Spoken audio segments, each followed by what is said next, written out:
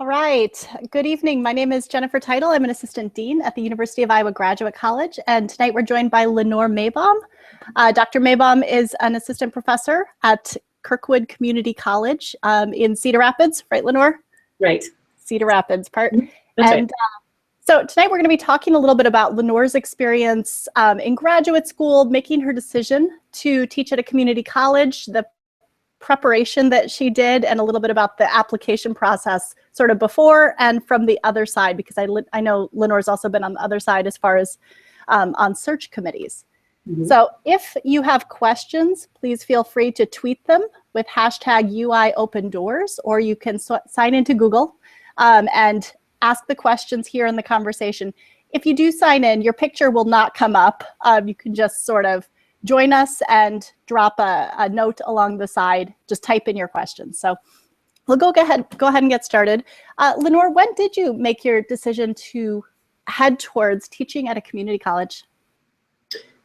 You know, I was a community college student before I was a university student, and so my heart was always in that particular context. I think because it gave me a clean slate, and I was anxious to get out of high school, but not quite ready for the big university experience. And I loved my time as a student at the community college, but it didn't dawn on me to teach for a community college or even to teach at all until I was a 22-year-old master's student, and I became an instructor, a TA, and I fell in love with teaching. And so I started rethinking my career. Instead of just doing scholarship, how I might pave the way to teaching position primarily. And so as a master's student, in addition to a lot of my literature coursework in English, I started taking coursework in pedagogy. And right after I finished my master's, my teaching appointment ended, and at the local community college out in Oregon, where I was living at the time, the positions open for adjuncts. And so I applied, and I just fell in love with it. I identified a lot with the students, enjoyed the work and my colleagues, and it was at that point, I think I was 24, I realized that's what I wanted to do for a career. And so even when I started my PhD, I knew I never wanted to be a university professor. I loved it at the community college. There was support for scholarship, but no pressure. You could devote your life to teaching if you wanted, but if you wanted to research and to write, sometimes you can get some course release, sometimes there's funding, but there's not that pressure, you know, the publisher perish kind of pressure that I could feel sometimes, you know, from my mentors at the university, professors at the university. So I came to it gradually, kind of full circle from a community college student to a community college professor. So you talked a little bit about the student body at community colleges and how that was a factor in your decision. Can you describe to us, how do you see the difference in the students? I was also a community college attendee, as you know. So what do you see as sort of some of the differences in the populations at a community college versus, say, the populations at Iowa right now? Mm-hmm. And I taught at Iowa for a while too, while I was teaching at Kirkwood as an adjunct. That's how I first began at Kirkwood. And I would say some of my best writers, and also some of my writers who struggle most at the community college. So there's huge variation. And they're coming from, you know, very diverse contexts in terms of class, culture, linguistics, everything. So, you know, at Kirkwood, I'll teach Elements of Writing, which is the class for students who didn't pass into Composition 1 because of test scores usually. And I will have students who oftentimes are wildly creative and even oftentimes identify as writers. You know, they write poetry and they journal, but struggle at the sentence level. And that's a different, you know, that's a different kind of issue than what I had at University of Iowa. And the biggest, I think, hurdle teaching at the community college is retention. And so you do have to modify your schedule to approach things more organically. There's just less consistency in terms of students hanging around. And I remember when I taught at University of Iowa, rhetoric courses, students showed up. You know, I didn't have those kinds of issues. So So there's that. That's a difference. How do you feel like you've modified your teaching? You said flexibility. Are there other specific ways that you've modified your teaching to fit Yes. the audience? This sounds sort of silly, and I hope it doesn't come off as patronizing, but sometimes at the community college, when I know midterms are approaching and I'm always assigning a lot of reading, and I come to class and I get the sense that students are overwhelmed. We will spend sometimes the whole class hour doing the reading together as a class. Sometimes I will even read to them and pause as I'm reading the assignment that they should have probably done for that particular session, but just take time out and we're still engaging the text and meeting them where they are. Mm-hmm. And so that is something that I've had to modify, rely more on my intuition than my schedule, of my syllabus. So yeah, it sounds like you've been doing this for a while and in a couple of different contexts. I know how long have you been at Kirkwood? Is it? Years. Wow. 5 years as an adjunct and then 5 years as full-time faculty. Long time. So during that time, were there specific ways that you worked on your teaching or developed yourself in preparation to do this as your career? Or was it more the consistency? Well, my PhD is in language literacy and culture, and so that enabled me to focus on the work of the classroom as my research route. And so in my dissertation, I drew on artifacts from the classes I was teaching, memoirs, narratives that my community college students had written. And so always throughout my PhD, my classroom practices were tied to my coursework. But part of that is because of the nature of my PhD. I was focused on education, literacy. Approaches to teaching writing was a class that I taught out at University of Iowa, while at the same time I was teaching writing at the community college. So there were a lot of intersections along the way. But even before that, before I was in language literacy and culture for my PhD, as a master's student in a very traditional English program, medieval literature, Greek tragedy, comedy, very traditional, I sought out opportunities to study pedagogy. And part of that was going out of my way to work for the campus writing center, because I was at an Oregon State University, and their University Center for Writing and Learning is also kind of a community center. It's a bit different than a lot of writing centers, and so I was working with a population that reflected a population at a community college, where people from the community were coming into the university, to that Center for Writing and Learning, needing help on job applications, resumes, those kinds of things. So that really introduced me to working with more diverse populations in the teaching and tutoring of writing. So that in mind, thinking about the University of Iowa and the students we have, language literacy and culture is sort of a small program, but I know we have a lot of students, say in English, or students that are teaching in rhetoric. Mm-hmm. Would you recommend the same sorts of experiences? So them getting involved with the Writing Center. Are there other experiences at Iowa that might help them get their foot in the door if they're aiming towards community college? A lot of PhD students at Iowa did what I did, which is adjunct. It's a lot of work. It's a lot of work, and I think it can be dangerous to think a foot in the door is going to lead to a full-time position. I think that's unfair to the people who have hopes of that. But, certainly I know at Kirkwood, and I can only speak for Kirkwood, serving on hiring committees, that the vast majority of our hirees are from the adjunct pool. So I know for a fact it helps if you're an adjunct at Kirkwood if you're looking for a full-time position. And the other thing I would say is you definitely want to foreground any kind of work you have in composition theory, in writing pedagogy. Oftentimes on hiring committees that I've been on, we'll have applicants who have strong publications, PhDs in English or American Studies, Communication Studies, but there's not a lot of work in composition. And there's the sense on the committee side of things that these are going to be applicants who will want to teach primarily literature. They're going to get burned out on a 5-5 load of the teaching of writing, and they're not going to hang around. And so that can be a little bit of a red flag if they don't have some kind of history, teaching, writing, going out of their way to do that. I would say beyond being a TA, lots of TAs from the rhetoric department. See a lot of those. But writing center work, community literacy, partnerships, anything to a more diverse population outside of the university too is going to help. Whether it be volunteer experience or adjuncting or writing center work, all those are good. Right.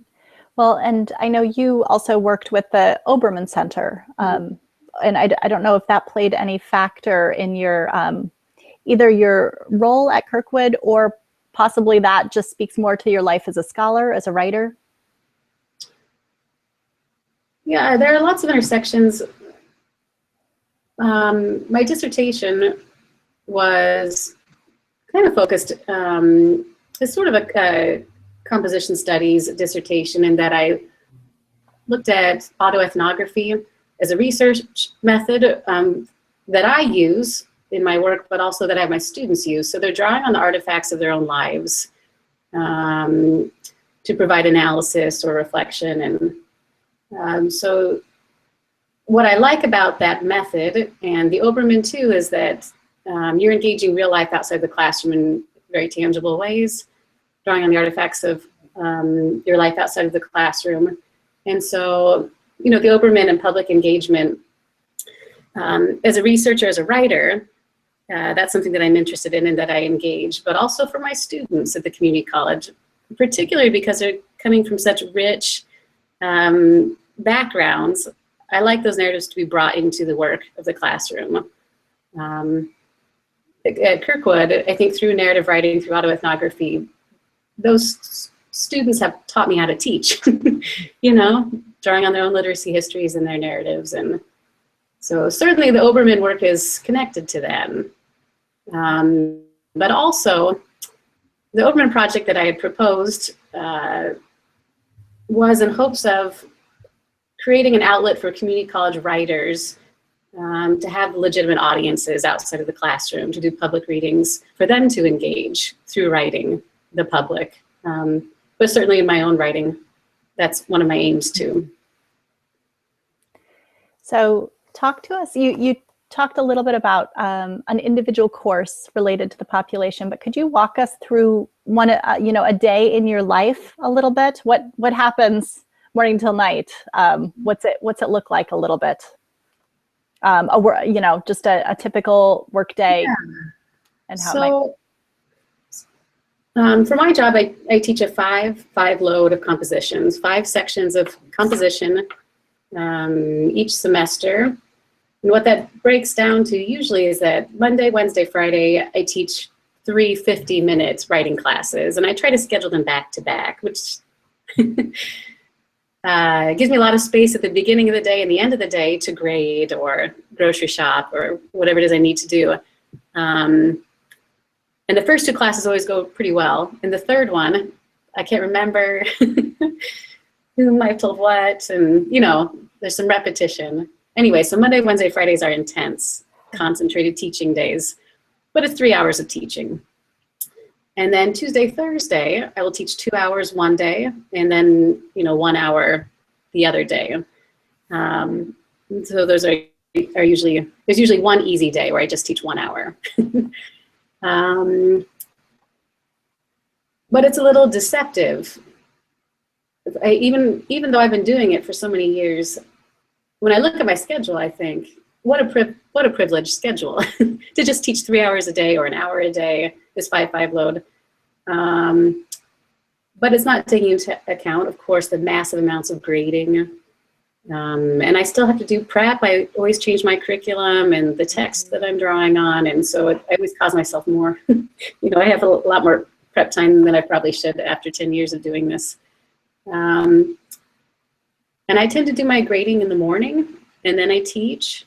And, about 3 o'clock in the afternoon, I'm fairly spent. And so I go home. I have a little bit of downtime to myself before I pick up my 4 children. And we didn't talk about that yet. No, that's, yeah, it's not always a slog. I mean, it can be really joyful work too. But teaching a 5-5 load, I've had to strategize. So not just in terms of when I'm collecting papers that I'm staggering deadlines, which most people who teach more than one class do that, but also integrating, weeks here and there where we knock out class completely and I just meet one-on-one with each student. We conference over their writing just to change up the rhythm of the class.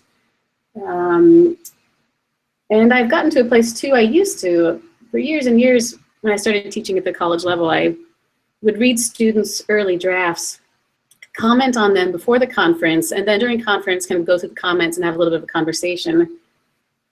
But out of necessity, one semester, I didn't have time to read the drafts before the conferences. And so we'd sit down with the drafts, read them together and provide on-the-spot feedback. And actually ended up working really beautifully. It was a much more organic, dialogic conference than me just, kind of going through these, Pre-written. Yes. And so that was something I learned by accident. And it also lightens my work. And then I have no take home, no grading, no responding to drafts. Just do it right there in conversation with the students. And it means they have to do more work too. It just really is more of a conversation. So, and the other way that I've learned to strategize with a 5-5 load is choose at least one section, probably 2, that's going to be during a time that won't be popular. So I will have, 10 students instead of 25 in that section, or teach a once a week evening class, because it means I don't have to see them every day, every other day. I have time to catch up. And it's 3 hours one evening, and that's it. So strategizing has been important to keep my sanity. So speaking of sanity and work-life balance, you mentioned picking up your 4 kids. You have 4 kids that are 8 and under, right? Is that 2, 4, 6, and 8? 2, 4, 6, and 8. So talk to us. I know there's a lot of graduate students that are either have young families or are planning to have families sort of once they get settled, once their doctorate is complete or their degree is complete. Talk to us a little bit about the work-life balance, because I know yours will be on the extreme end right. with 4 kiddos, but I imagine there's a lot to learn. Yeah, I can only speak for myself, but for me, so I had 3 kids, really in my ABD years. I think I had Noam right after my first child, right after defending comprehensive exams. And then I had 2 more. And then when I defended my dissertation, literally like the last day before the grad school was going to kick me out, I was 8 months pregnant with my 4th. They gave me the pregnancies gave me great deadlines. I was quite productive those 9 months of pregnancy. And I don't regret that at all. It wasn't easy, but that was a sweet schedule to work around nursing, breastfeeding. And my husband was a graduate student for the first few years. And so when I was pregnant, we chose classes, we staggered our schedules so that one of us was always with the newborn and invested in a good breast pump. And I look back, I guess it was kind of crazy, but I think it would have been much harder if I were working an 8 to 5. For me, that would have been very difficult to be away that long when the babies were so young. And I don't know. So it worked well. I don't know if I'd call it balance. I still have a lot of balls in the air. Life work chaos. Yeah. Embrace the chaos. You learn to do that.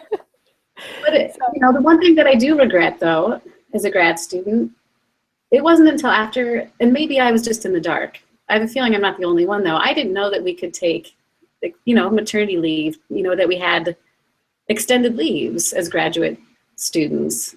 I felt such immense pressure. I had my first when I was 27, and I remember feeling such pressure to make it known to my PhD advisors that I was not going to drop the ball. As a PhD student, as a researcher, I was still traveling all over to conferences and missed maybe a week or two of classes. I mean, I don't know. I just enormous. Yeah, I wish there would have been more conversations about that. I felt like I was always trying to save face and not look like I had changed at all. That you know, and meanwhile my breasts were leaking, and you know, it was emotionally, it's very difficult. And I got through it, and I did keep all those balls in the air, but it took its toll. Yeah. And I just wish there would have been. I think I wish parenthood would have been more visible. You know, when I was actually when I started at Kirkwood, there's no lactation rooms. You know, it wasn't until Obama passed some kind of law that they had to have one of those. It's just crazy to me.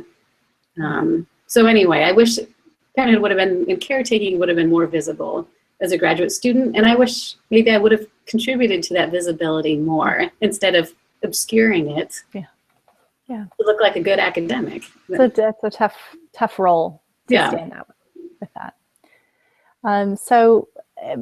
The work-life balance, I think we can assume is chaotic no matter what, with 4 kiddos and with the 5-5 load. And I think that is the 5-5 load is something relatively new to a lot of the folks thinking about working at Kirkwood, or thinking about working at a community college more generally. But for those out there who see this, I mean, have that same sort of focus with teaching and pedagogy and the populations, and I do meet a lot of these students in our office. What kinds of advice would you give them if they're in graduate school now? You were saying maybe they should adjunct.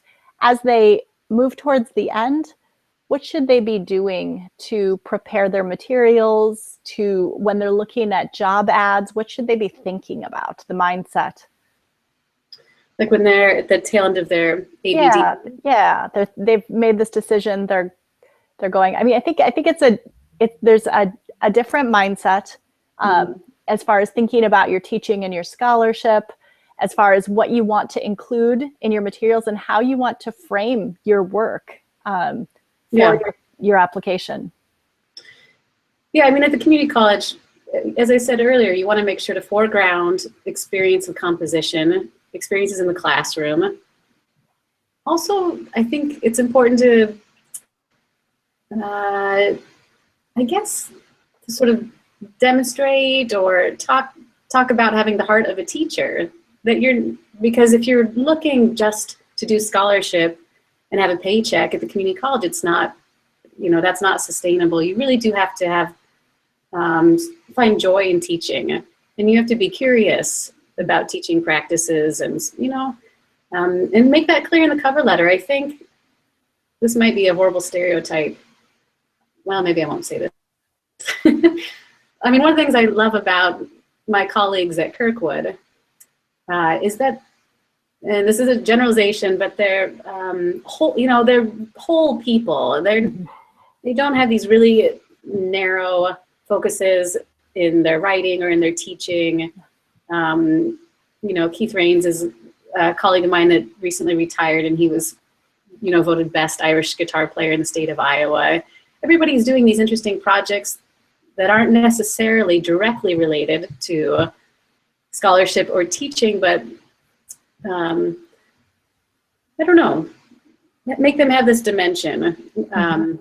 And I don't think maybe it's probably wise to do that, to show that in a cover letter for any job, but certainly for a community college position where you need to be engaging humanity in a, I don't know. Yeah. I don't know. No, I mean, I think you're absolutely right. And we tend to have that. I mean, my world is the, non-academic administrative world, but the folks that I work with have full lives outside of, that's not necessarily just related to scholarship. Right. Because at community college, you might be lucky if you have an English major in your class? You're probably not going to. I have, a lot of my students are majoring in the culinary arts with the hotel out at Kirkwood, 2-year fire science degrees, lots of social services, lots of like law enforcement, students who come in and want to work in corrections or become police officers. And so you have to be able to communicate effectively and engagingly to a diverse crowd of students who might not think academia is this romantic, and that's important. I think in your cover letter, you want to demonstrate that you can do that. Be fully human in a certain way, I think that's excellent advice for any cover letter, actually. Yeah. But thinking about, so we talked a little bit about the full humanness, and we talked about the work of teaching. You're still a scholar. I know you still write and publish. How does that fit into your life? I know that's wrapped in with your, with mothering for you and your role as a mother and as a scholar. Could you talk to us a little bit about that? Well, I can only speak from my experience teaching for Kirkwood, but Kirkwood is, a community college that not only has a tenure process, which is amazing because a lot of universities, are doing with tenure processes. So we have that, but also we have various programs for people who do want to do some sort of creative project or, write creatively or do scholarship, academic publishing. You can apply for what's called the endowed chair. And I did this a couple of years ago, and it gives you not full course release. I think it was a 3-5 load instead of 5-5 load. Or you can choose to get a stipend, several $1,000s if you needed money and not, I needed time more than money, both probably, but time was more important to write. And so I applied for that, and in that one semester with that reduced teaching load, I only taught every other day. And then Tuesdays and Thursdays, when I wasn't teaching, I wrote. With a newborn, it was still something I had to fight for a little bit, but that enabled me, that time release, the endowed chair program enabled me to write an essay to completion, submit it, and publish it. And there are other programs like that at Kirkwood. So there is some support there. And in terms of, my husband's an artist who also works in a student services position with 4 kids. Even before we had kids, we're a little bit erratic, I think, creatively. We will have these stints where, a week will go by and we're completely immersed, not sleeping and doing these projects. And then 8 months will go by and we're thinking about what we want to do, but we're not actively working on it. I was never a person, even writing my dissertation, a well-meaning friend gave me a book called How to Write a Dissertation, like 1 page a day or 15 minutes a day. In my life, I've never been a person who can do that sustained writing time. Not yet, maybe I will. No, it's not a very moderate process for me. And summers, summer time opens up. Yeah. We have 6 or 7 weeks off over winter break. So there are these little openings. And then I work hard. That's how I don't advise people to do it that way, but that's why I do it. All right. So this is going to be kind of a different sort of question, but you've worked in a community college for a while, and community colleges and higher ed, as you know, is changing pretty dramatically, and community colleges are changing their scope. Everybody's kind of scrambling to figure out what things will look like in the next decade. Do you see from the inside, any trends? Do you see, will there continue to be tenure track positions at community? Obviously there will be some. Do you see that being a trend that's improving? Is it sort of in the same boat? Do you have any insights into? I would say, a lot of what's going on, living in Iowa City and having lots of friends and former colleagues at the university, a lot of what's happening at national universities is happening at the community colleges with administrative bloat and, questions concerns about, student loan debt. Maybe that's better at community college because, it's much more affordable, lots of scholarship opportunities, and, we offer course times that enable you to work full time and get the credits that you need. But the same concerns with administrative load, with tuition increases, student loan debt. It's a little bit sometimes a concern of mine, increasingly content online. Not necessarily, but sometimes I wonder how that might compromise the quality of education, compromise my ability to teach as well as, for me personally, I do face-to-face. Even though, of course, there are lots of good things about online course offerings too. But I would say the struggles are similar. I think the difference is that teaching community college writing, that's a program that's not going to go away. Everybody has to take writing, whether you're going to be a firefighter, a nurse, an English professor.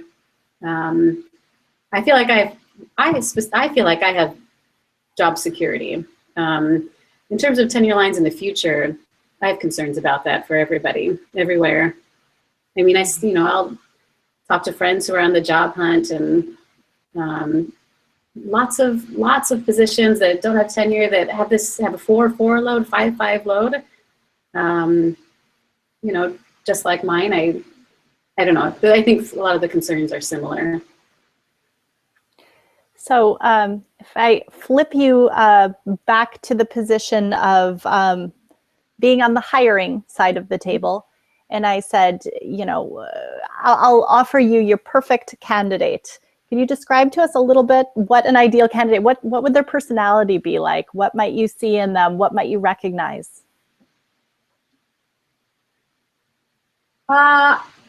Well, anybody on a hiring committee, especially an English committee, is going to be looking for attention to detail. You'd be amazed how many typos we see, the wrong school. And this is advice for anybody on the job hunt, but do your research regarding the school that you're applying to. If you can understand maybe something special about the college. If you're applying for a community college position, you need to outline why a community college position. That's going to be important. I know when I was serving on hiring committees, I don't want to say there was distrust, but there was concern that it was just going to be a paycheck until somebody might get a university job.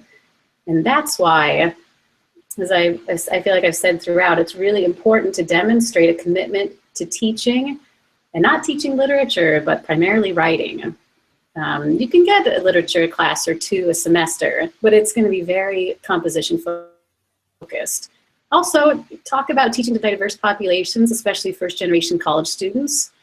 At Kirkwood, there's a huge demand for English, language instructors. So if you have skills with that, you want to foreground that too. And I would say, and I don't know for every committee, but I know in the cover letters that I've read, it's good if the writing has a beating heart, that there's a little bit of personality. Not too many exclamation points, but there's some warmth in it. Yeah. So we can get a sense of collegiality, or how that personality, or how that certain approach to teaching might be unique and might serve our students in a way that's different. It's one of the strengths, I think, in Kirkwood's English department, is that we all have wildly different practices and personalities. And I think it just strengthens what we have to offer in the English department. And not every student's going to, gel with every instructor, but I think there's somebody for everyone. So I'm going to ask you the question I hear. Do they include any word of their dissertation? How do they talk about their degree? If they have publications, do they include that? Yeah, I think you can. I think I read a lot of cover letters where I think it's because they were just using the same cover letter for every position. Like MLA convention had passed, and now they're just, you know, in the very first paragraph, you don't want to talk about your dissertation or scholarly publications unless they have to do with writing, pedagogy, you know, something teaching focused.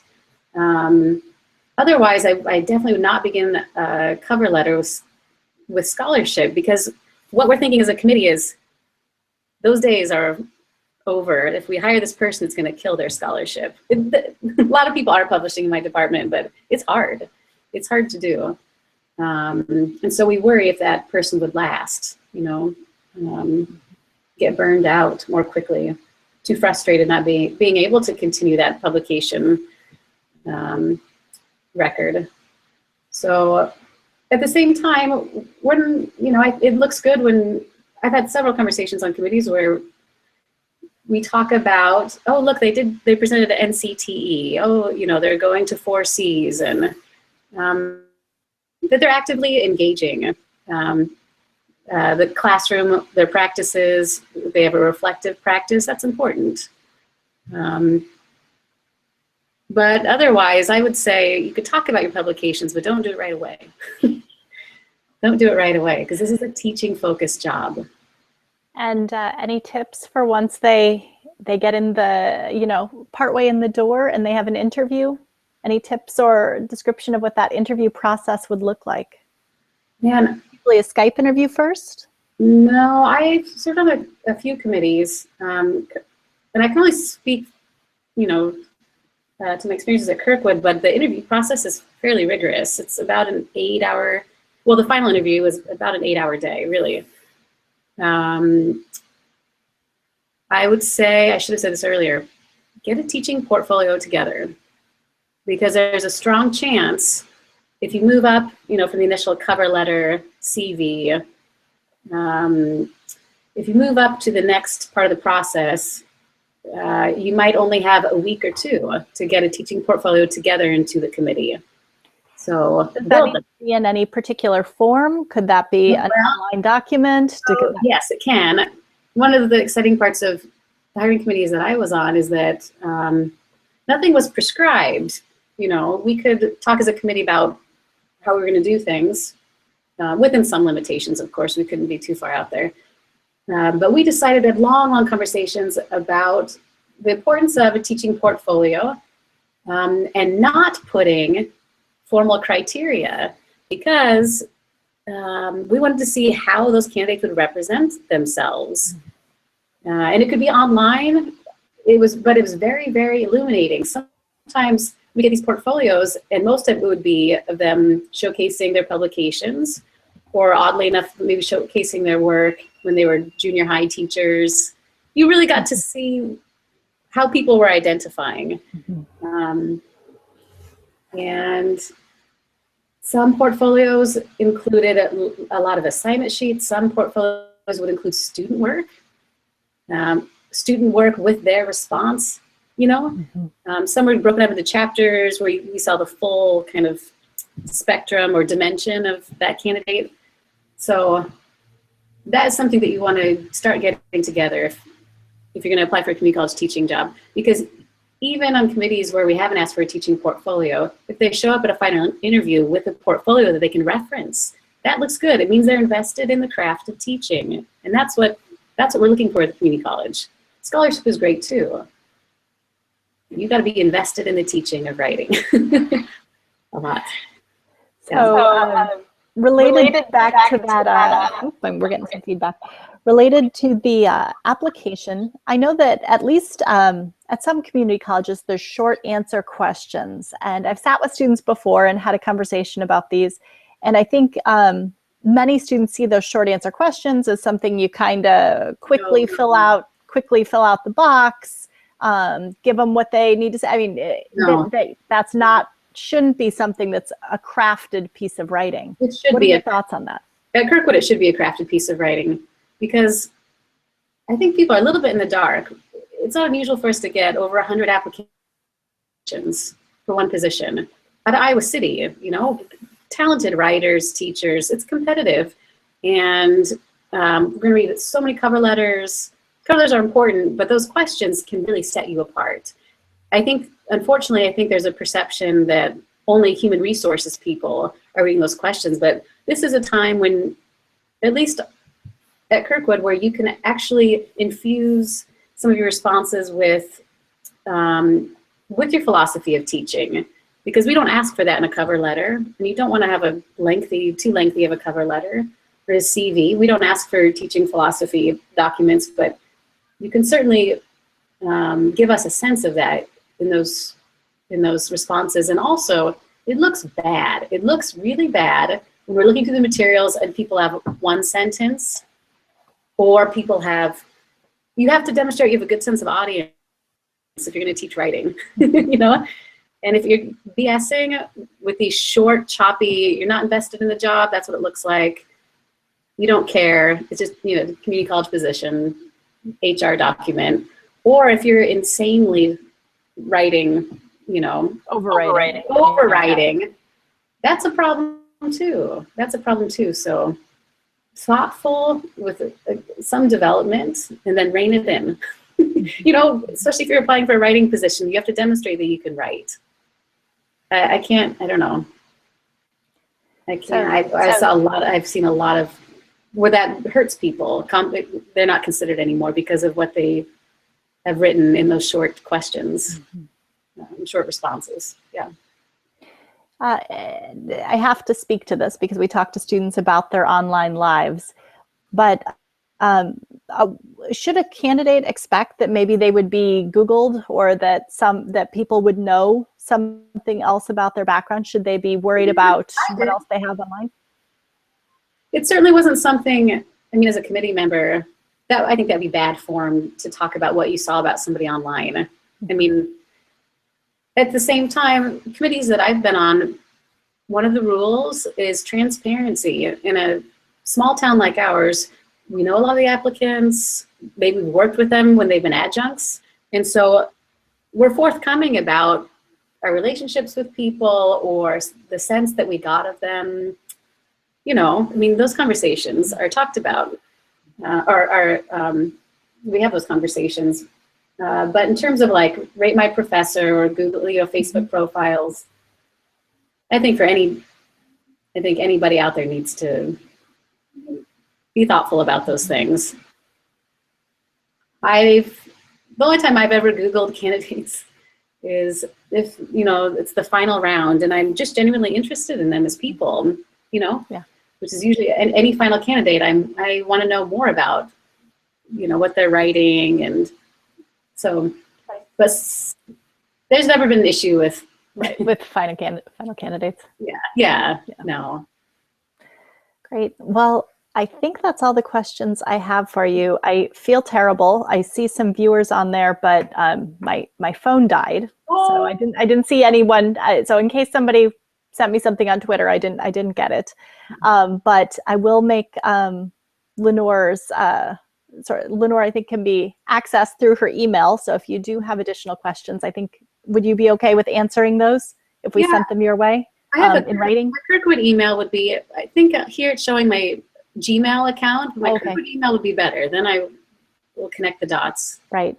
And they can. I don't think they can see your Gmail. So if they send something to us, I could forward it on to you. But I can't thank you enough for joining us, Lenore. This was incredibly educational. I so appreciate it. And it was wonderful to hear about your career and hear about how things are going. And congratulations on your recent publication. Thank you. And so many good things. So I'm going to go ahead and sign off now.